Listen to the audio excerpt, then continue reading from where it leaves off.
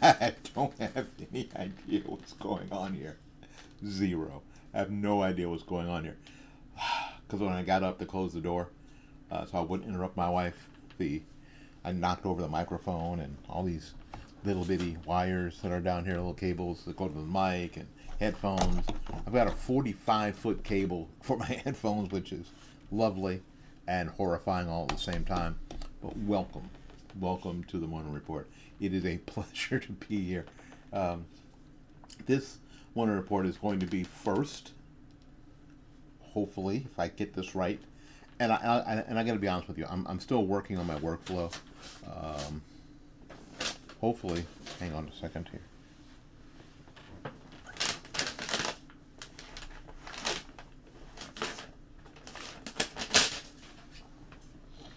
I don't know what that is, but it was annoying me. Anyway, see, I'm fine with this because this is just me being a guy. I'm just a guy. I'm not any different than anybody else.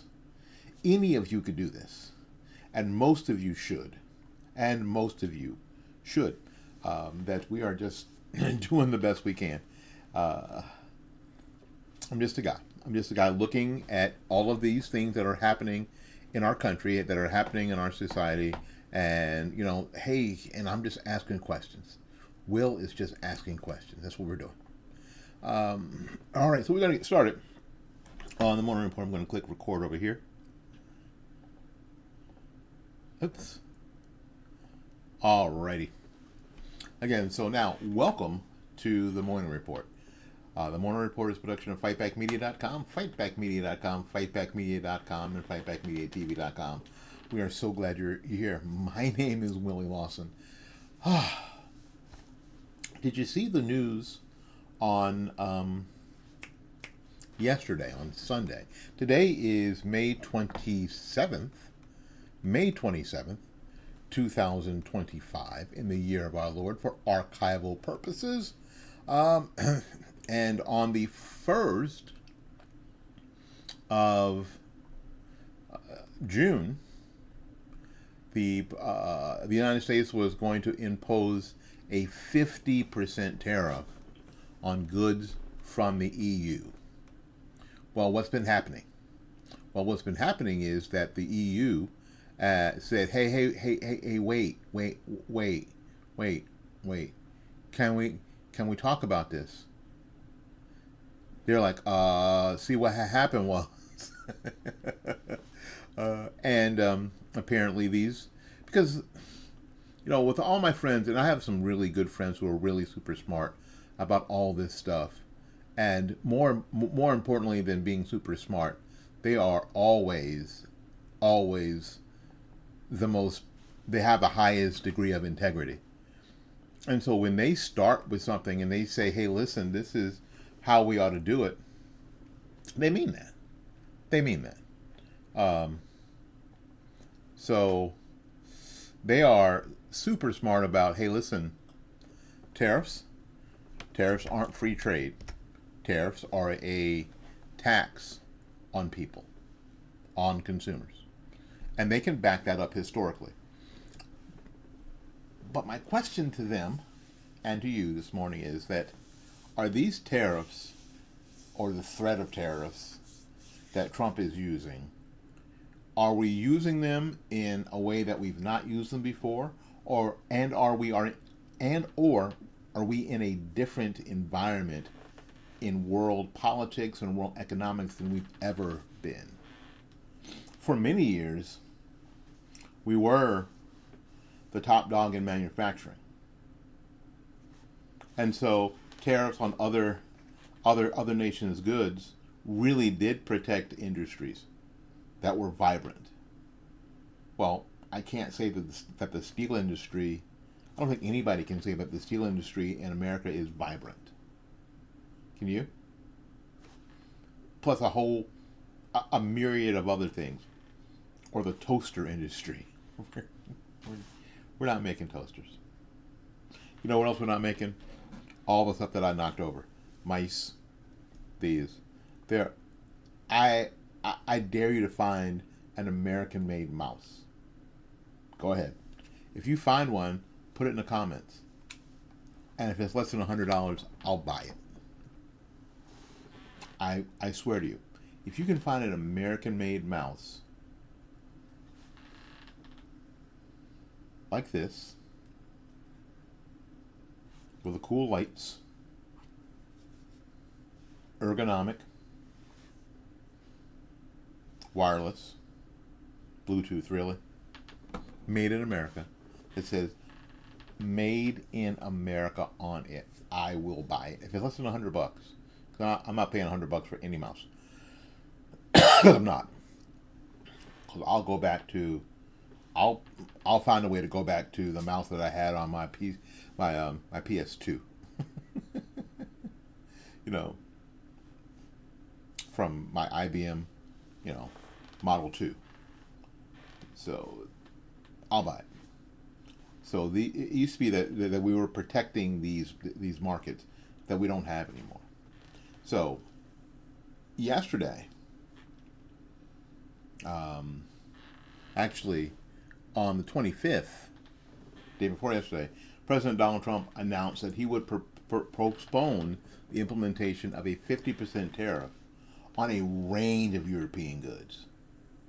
The original activation date, June 1st. The new deadline is now July 9th. Now, everyone's going to say, why? Why does a 6-week delay matter? Because behind that delay is a global economic tug of war involving nearly $1 trillion of trade. See, this is what a lot of people don't get. And this is something that hasn't been done, which is bizarre to me. That these kind of deals, this kind of tugging back and forth, don't happen all the time.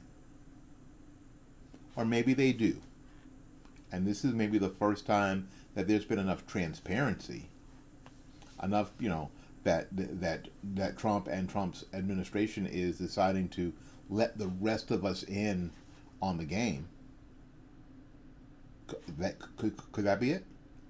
Because behind what the delay, of course, is an economic war involving nearly $1 trillion in trade, strategic alliances, and a future post-pandemic manufacturing in the West. This indeed, let there be no doubt, the pandemic was, especially for the international, the global financial fund, whoever there, the monetary fund, International Monetary Fund, that's it, IMF. This was supposed to be the Great Reset. The IMF had decided this was going to be the Great Reset, and that was not going to work out post-pandemic for manufacturing in the West and manufacturing here in this country and the economy of this country. It was not going to work out well. It wasn't. Once the globalists saw how easy it was to throw us off our tile. So let's go back. Why do these tariffs exist in the first place? Well, Trump's trade policy from 2017 and 2020, and now, again, in his second term, has centered around one word, and that word is leverage.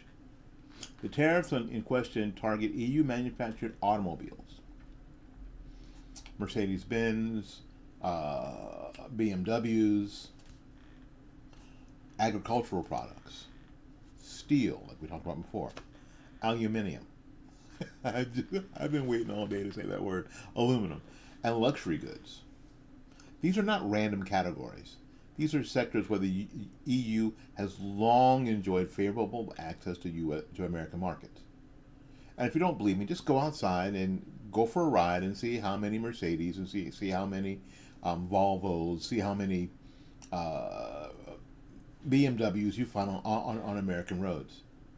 And, not far from here, which is crazy to me, is a Maserati dealership. Maserati is a Italian car, right? Maserati? Yeah.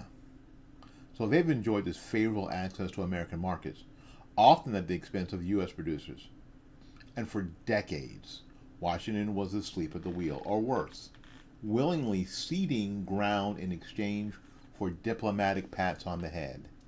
Thank you, America, for letting us slip our cars into your markets. and have your automobile industry, which was the greatest in the world, become insignificant. So Trump's response was, America first. America first. But unlike the media's caricature of some isolationist tantrum, this is economic nationalism with teeth. So, why the delay?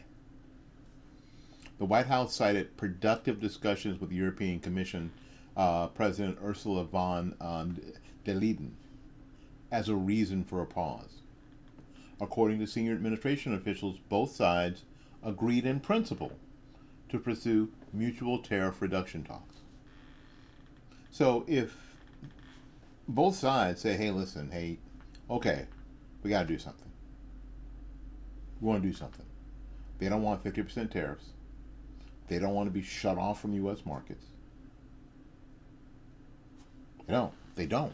It's too profitable to them. So let's make a deal. The EU is trying their best, or they should be trying their best, to make the best deal for them. I would be disappointed, and if I were a European citizen, I would be disappointed if, what's her face, Ursula von der Leyen, or Ursula von der Leyen, there you go, doesn't play hardball for the citizens of Europe, or the citizens that are in the EU. Because that's how the game is played. And you know what, folks? That's how Trump knows the game is played. He understands that that's how you play the game. So you're gonna push as hard as you can to get the best deal for your side. And I just don't think that a lot of Americans, especially on the left, and even those some on the right, who say they're on the right anyway, have the stomach for it. You know, when all this has to be hashed out, when you got to make the sausage. Because this is what this is. This is you.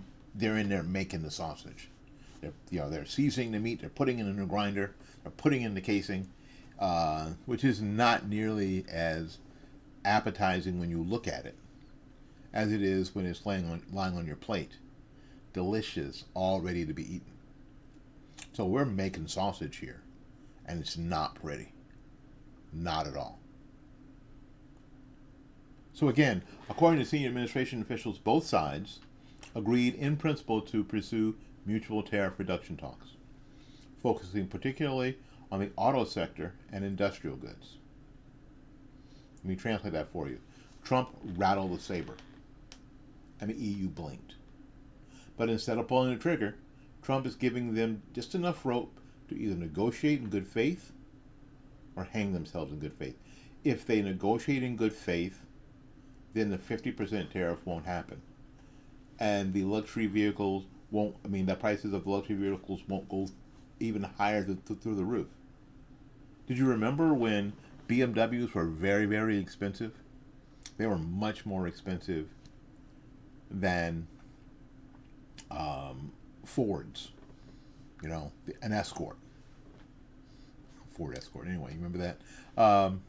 Remember? And Mercedes were much more expensive, and now they're all about the same price. How's that possible? Because what happens is because the EU doesn't have to pay these great tariffs, now the prices have equalized. Yes, and the American citizens do have more access to foreign cars. Not necessarily Maseratis, but definitely the ones that come to mind are, of course, Volvos and Mercedes-Benz and BMWs and the like. So if they're going to negotiate in good faith, it makes a lot of sense to give them 6 weeks or so to get their act together. And if they negotiate in bad faith, and then you hit them with a 50% tariff. Either way, America wins. So what's really at stake here? Here's the real meat and potatoes. The EU runs a $183 billion trade surplus with the U.S. Billion. Billion. Billion. Wow. It's insane.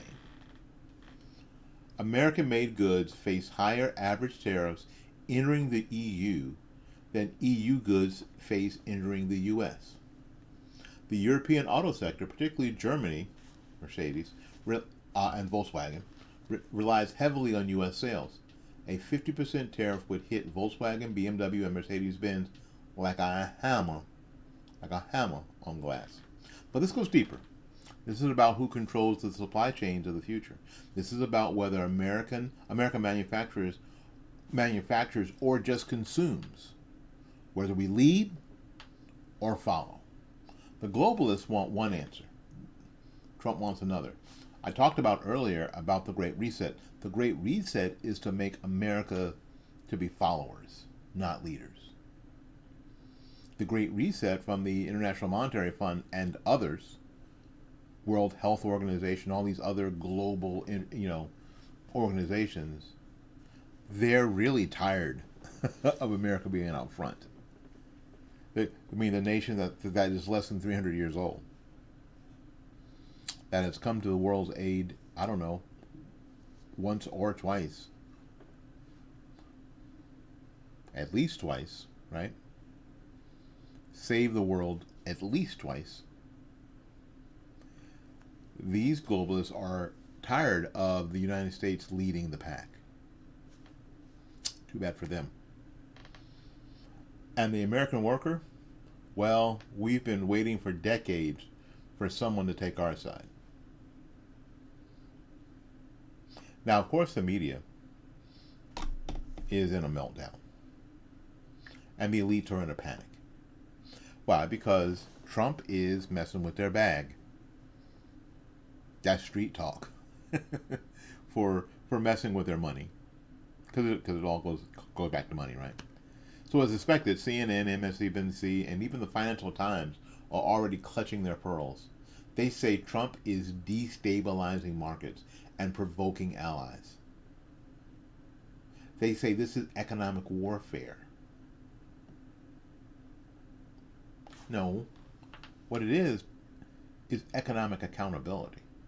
For years, Europe has subsidized its industries, taxed American tech companies into oblivion, and hidden behind the false veil of multilateralism. And now they're being asked to play fair. Surprise, surprise. Remember that from Gomer Pyle? Surprise, surprise. They're not thrilled. The Biden-era fantasy of global cooperation is over. What we're witnessing now is a cold, hard reset. We were being lulled to sleep because we were being good partners. We were cooperating. What we were doing is we were cooperating in our own destruction. We were cooperating in our own destruction. We were walking ourselves to the slaughterhouse, and we weren't resisting, and we're smiling about it. Every factory that got closed, every business that moved to another nation to manufacture goods, to make stuff. Every time another country was in charge of something that we desperately need, whether it be energy, whether it be something as simple as masks. You remember during COVID that all the masks that were mandatory in all the places that we went were all made in China. Ironic, huh? That we couldn't produce them for ourselves, that we had to turn the world upside down and get Ford to build ventilators. The million ventilators that they said they needed in New York, which they never needed. And basically that they were putting people on ventilators, and it was actually worse than had they not. Remember? That we didn't have enough manufacturing capacity on our own to provide for the safety and security of our own citizens. That's a problem, kids. That's not global cooperation. That's slow, painful suicide for this nation. Where you live, where your kids live, where your parents live, where your grandparents live. So this is a cold, hard reset. Yes, and so if you call that destabilization, okay. Okay, fine. Shaking it up. And so now there is some instability, and people aren't sure. Okay. A little discomfort now, a little pain now, for ultimate comfort later. I think that we should be good with that. A grown-up should be good with that. Now, Europe isn't just rattled. It's cornered. Sure, they floated retaliatory tariffs, but here's the reality. They can't go tit for tat without hurting themselves even more. The U.S. consumer is still Europe's most lucrative customer base. We saw that in China, and we're seeing that with the EU.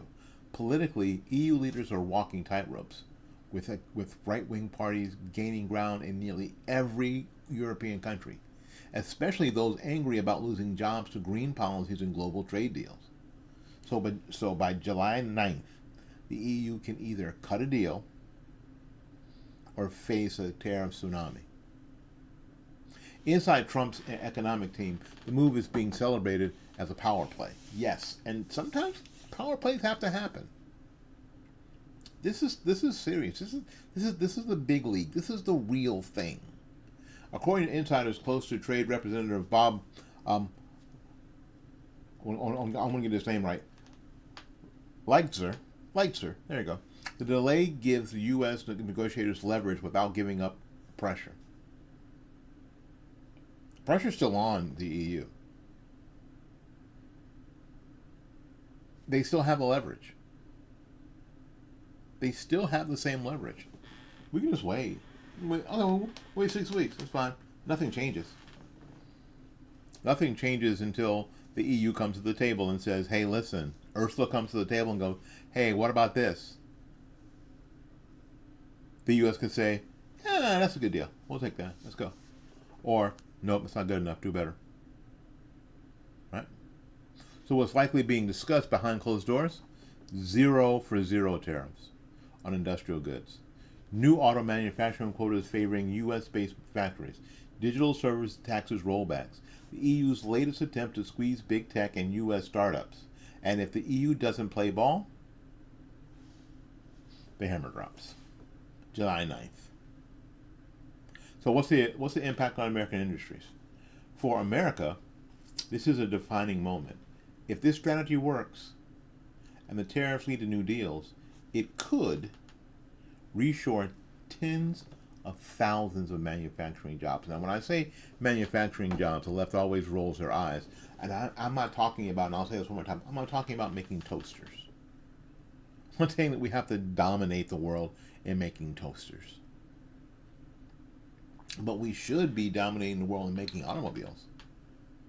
We should be dominating the world in steel and aluminium. I got to say it again. We should be dominating the world in things like chips and things like PC boards and those kinds of components, especially that go into machines that do AI, that do crypto. There isn't any reason we can't do that, because these are highly skilled, high-paying jobs for American citizens. There's no reason why we shouldn't be. It gives farmers better market access but it forces Europe to cut red tape on American imports and to prove that strategic tariffs, when used smartly, don't cause recessions. They create leverage. Because Trump isn't anti-trade. He's anti-surrender. And there's a big difference. All right. What you're not hearing anywhere else. Here's what the mainstream media press will not tell you. Germany's economy is teetering. Their green energy transition is in crisis. Their auto sector is shrinking. France is dealing with mass protests over cost of living and immigration. Yes, Italy and Spain are on the verge of right-wing revolts that could reset their EU alignment. They can't afford to fight with Trump. He knows it. They got so much going on. This is sort of reminiscent of what was happening in the Soviet Union for Reagan. The Soviet Union was struggling. All Reagan did was push them over. They were already teetering. All he did by, Mr. Gorbachev, tear down this wall. I'm sorry, kind of like Clinton saying that. Right? And the same thing is happening in Europe right now. They can't afford a fight with Trump. He knows that. Why this delay is genius? It turns July 9th into Europe's Day of Reckoning. It actually turns up the heat. It actually draws attention to all of this that people didn't even know, that you may not have known. It draws attention. It sort of turns up the heat. Where do we go from here? Mark the date, folks. July 9th, 2025. Circle on your calendar. That's the day that Trump's either going to lock in a better deal or drops the hammer. But let me ask you this. Should we keep letting Europe run up a trade surplus while regulating us to death? Should we keep pretending multilateralism works when the scoreboard says other side? Or should we finally fight for our own interests? Should we? All right. Here's the takeaway. Trump's delay isn't a backpedal. It's a setup. It's a setup for either peace with fair terms or tariff war, where we bring the biggest stick. And the American people, we're not the pawns anymore.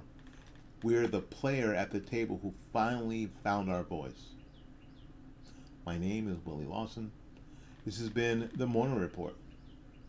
And just like always, go out there and learn something, love somebody, and for goodness sakes, take care of yourself. We will see you when we see you. Bye-bye now.